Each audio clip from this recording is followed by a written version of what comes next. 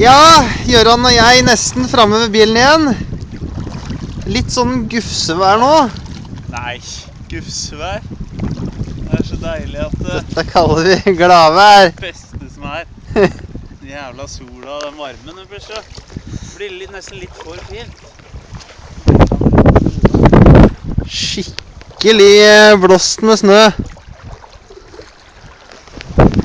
Mens du filmer, så tar jeg padler tilbake. Tar du baklengspadling? Ja. Sweet.